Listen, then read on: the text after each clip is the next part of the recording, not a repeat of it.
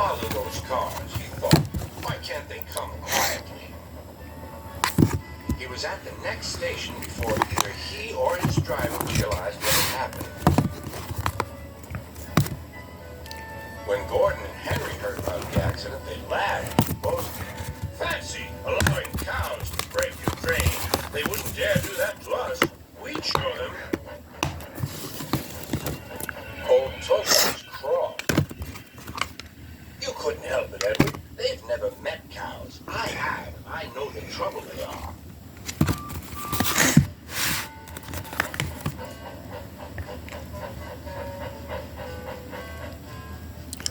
Some days later, Gordon rushed through Edward's station. Whoop, whoop. Find the cows. Hurry, hurry, puffed Gordon. Don't make such a fuss. Don't make such a fuss, grumbled his coaches. A long stretch of line lay ahead. In the distance was a bridge. It seemed to Gordon that there was something on the bridge. His driver thought so too. Whoa, Gordon, he said and shut off steam. Poof, said Gordon. It's only a cow. Shoo! Shoo! He moved slowly onto the bridge, but the cow wouldn't shoot. She had lost her calf. Felt lonely. She said sadly. Everyone tried to send her away, but she wouldn't go. Henry arrived.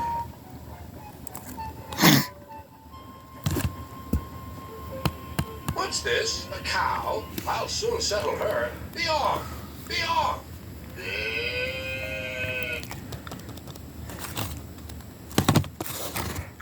Heard her.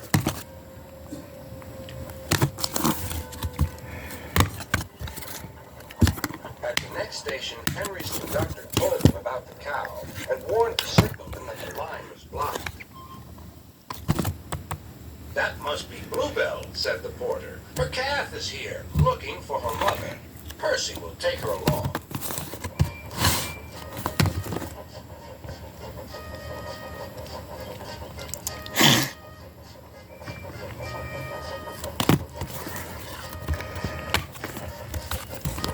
At the bridge, Bluebell was very pleased to see her calf again, and the porter led them away.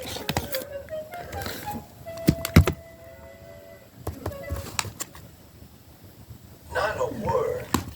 Keep it secret, whispered Gordon and Henry to each other. They felt rather silly, but the story soon spread.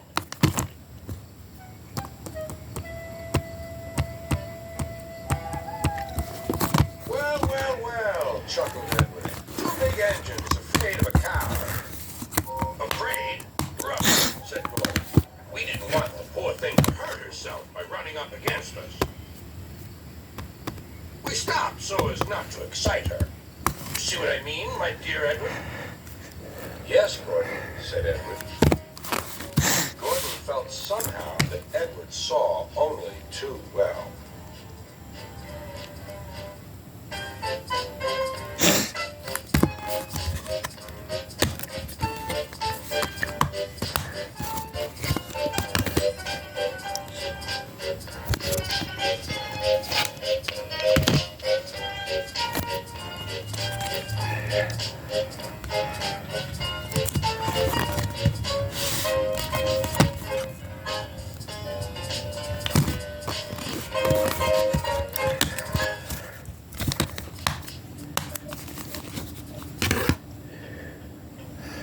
Sir Topham Hatt sat in his office listening to the noise outside.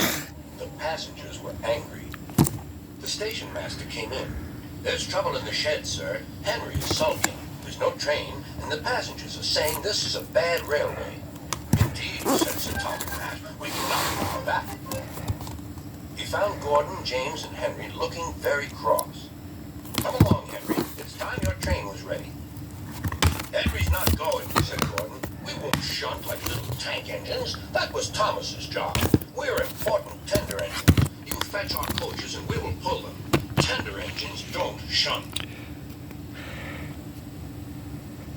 We'll see about that, said Sir Topham Hatt. No engine on my railway is too important for small jobs. And he hurried away to find Edward. yard has never been the same since Thomas left to run his branch line, he thought sadly. Edward was shunting. Leave those freight cars, please, Edward, said Sir Topham Hatt. I want you to push coaches to me in the yard. Thank you, sir. That would be a nice change. That's a good engine. Off you go, then.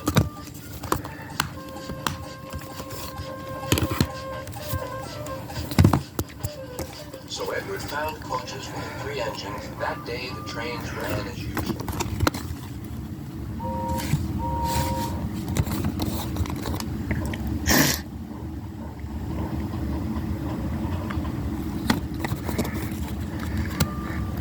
But next morning, Edward looked unhappy. Gordon came clanking past, hissing rudely. Bless me, said Sir Topham Hatt. What a noise! They all hiss me, sir, answered Edward. They say tender engines don't shunt. And last night they said I have gray wheels. I haven't, have I, sir? No, Edward. You have nice blue ones, but I'm proud of you. Tender engines do shunt. But all the same, you do need another tank engine here. He went to a workshop and we showed him all sorts of engines.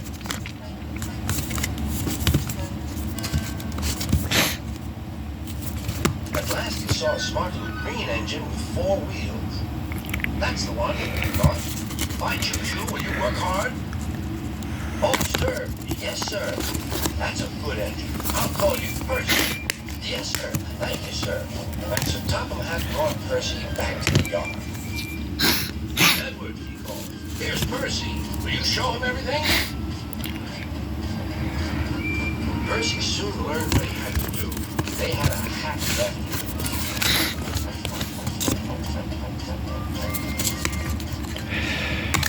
Then Henry came by, hissing his usual. Eesh, went Percy. Henry jumped and ran back to the shed. How beautifully you leashed him, laughed Edward. I can't leash like that. Oh, said Percy, that's nothing. You should hear them in the workshop. You have to leash loudly to make yourself heard. Next morning, Thomas arrived. Sir Topham Hatt sent for me. I expect he wants help, he said to him. Shh, here he comes, replied Edward. Well done, Thomas. You've been quick.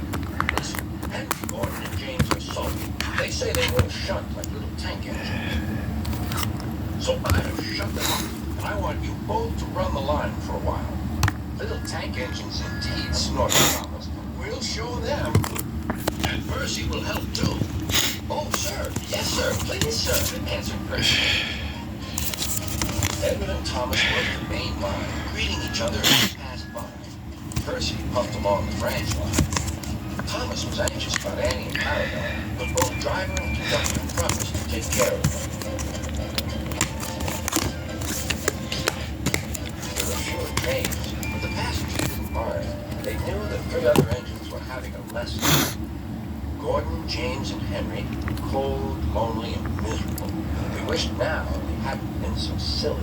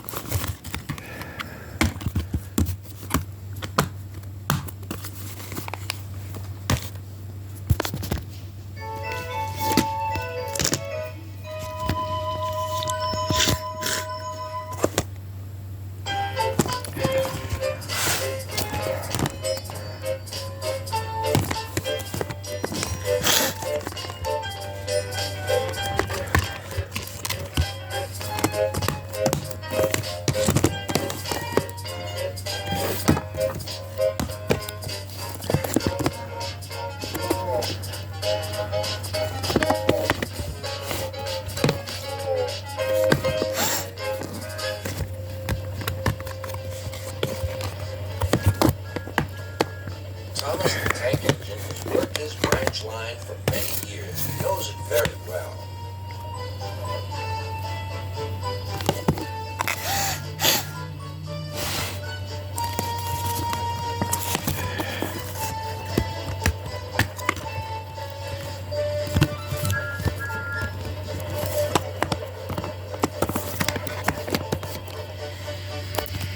You know just where to stop, Thomas, laughed his driver. You could almost manage it without me.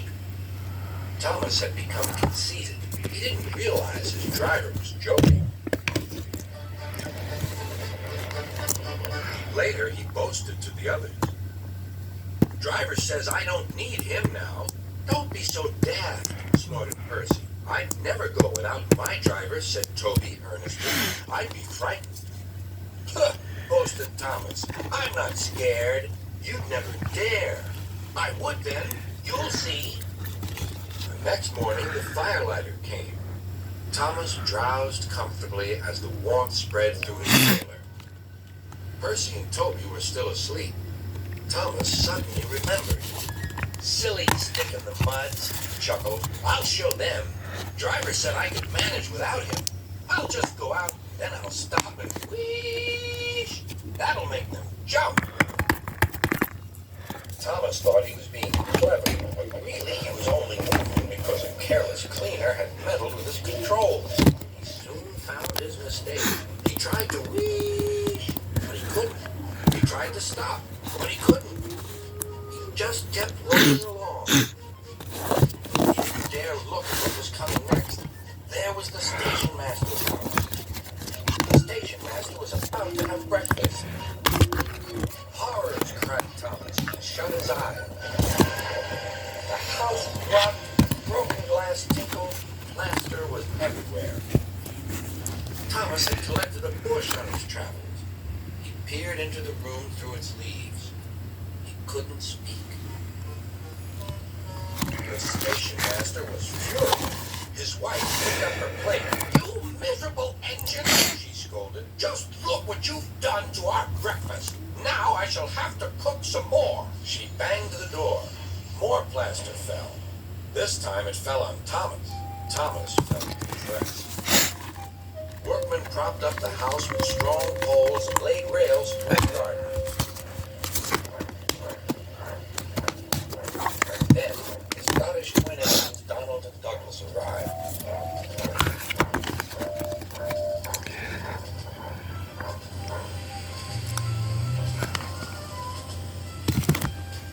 fast yourself, Thomas. We'll soon have you back on the rails.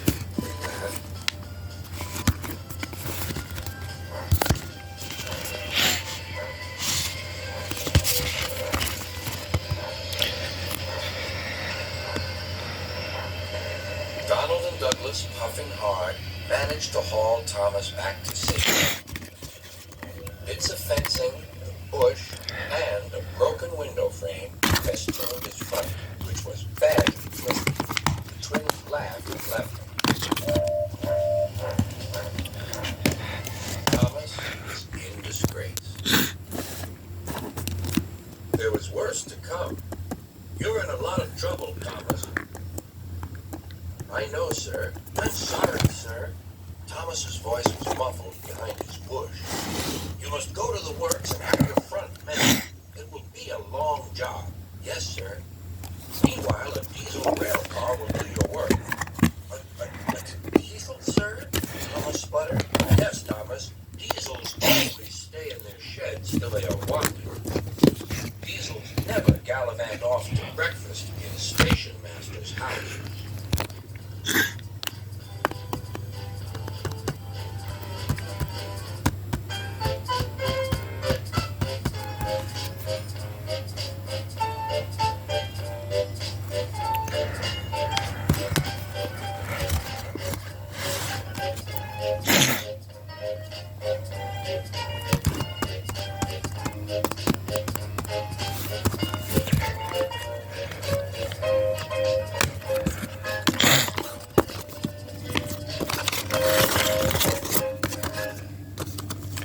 Duck is very proud of being a great wrestler. He talks endlessly about it, but he works hard too and makes everything go like clockwork. It was a splendid day.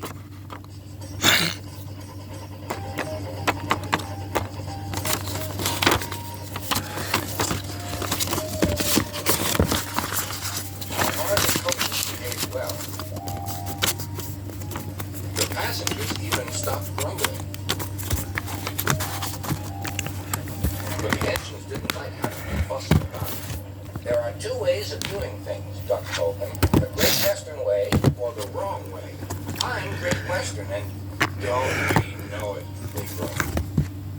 The engines were loud when the visitor came.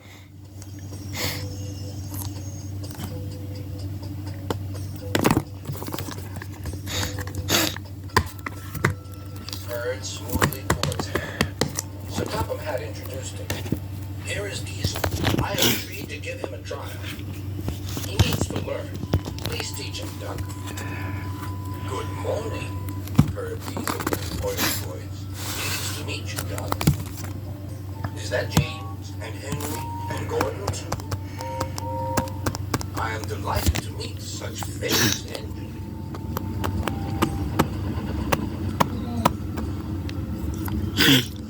The silly engines were flattered. He has very good manners, they murmured. We're pleased to have him in our yard. Duck had his doubts. Come on, he said. Diesel purred after you.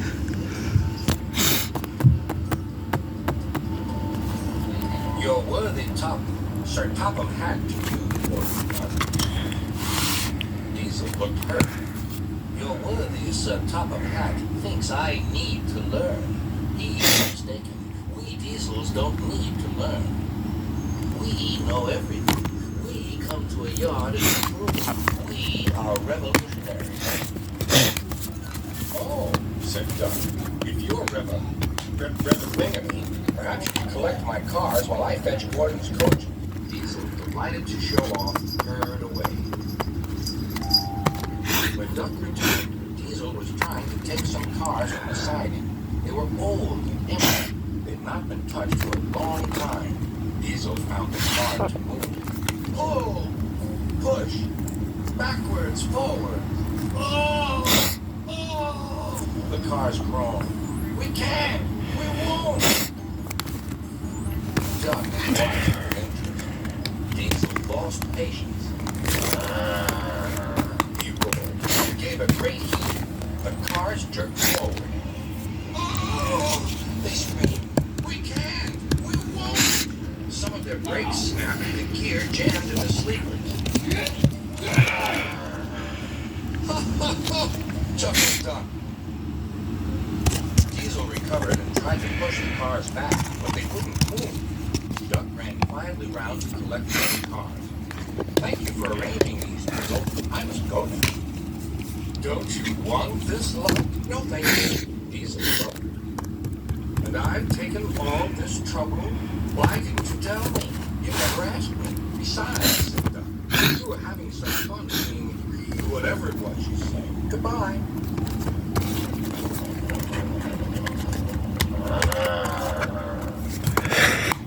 Diesel had to help the workmen clear the mess. He hated it. All the cars were laughing and singing at him. Cars are waiting in the yard, tackling them with Diesel. Show the world what I can do. Daily boast the Diesel. In and out, he creeps about like the big black Diesel. When he pulls the wrong cars out of the top, goes the Diesel. Growled Diesel and scuttled away to sulk in the shed.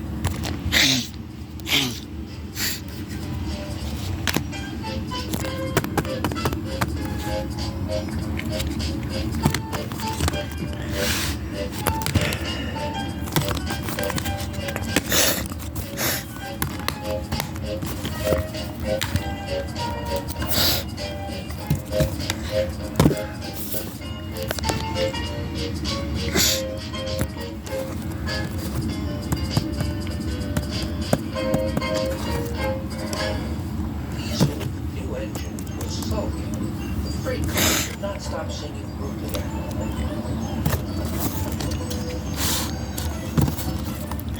Duck was horrified.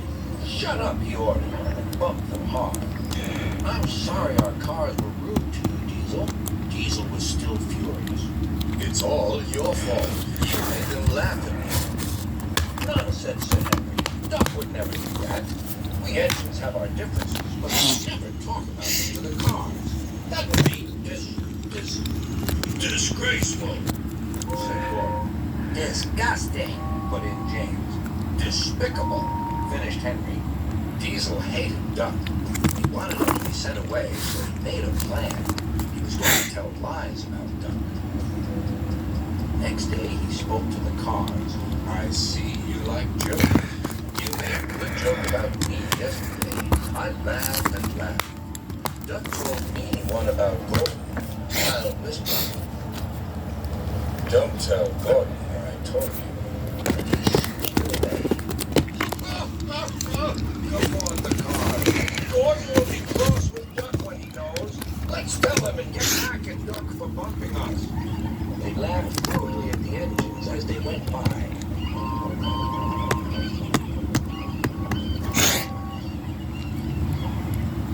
Soon Gordon, Henry, and James found out why. Disgraceful, said Gordon. Disgusting, put in James. Despicable, finished Henry. We cannot allow it. They consulted together. Yes, they said. He did it to us. We'll do it to him and see how he likes it. Duck was tired out.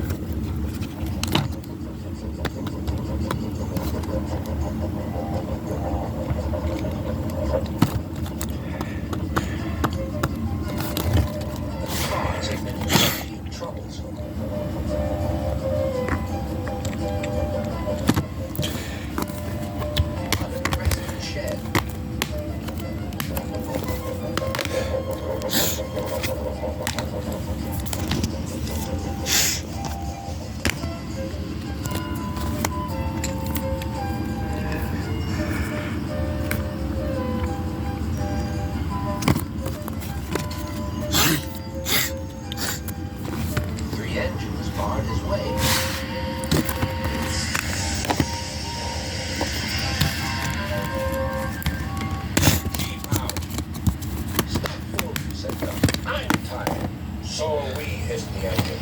We are tired of you. We like Diesel. We don't like you. You tell tales about us to the cars. I don't. You do. I don't.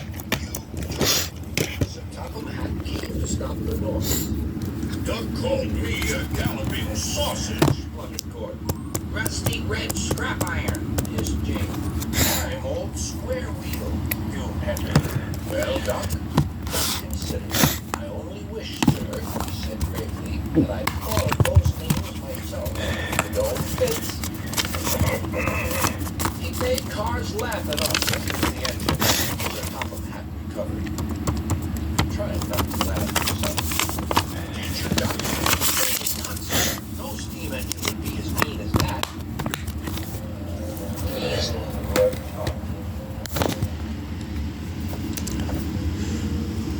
Now, these you heard what Duck said.